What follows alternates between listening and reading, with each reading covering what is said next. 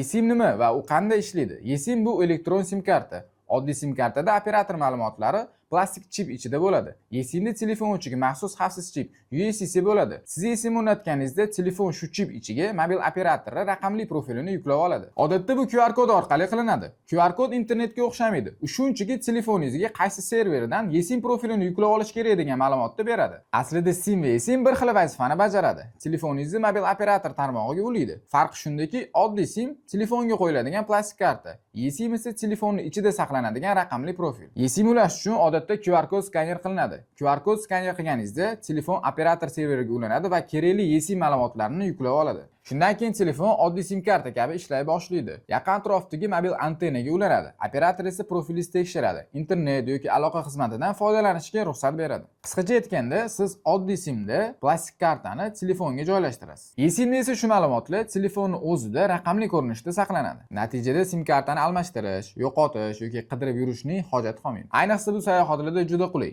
Bir necha daqiqalarda eSIMni o'rnatib, samolyotdan tushishingiz bilan internetdan foydalanishni boshlashingiz mumkin.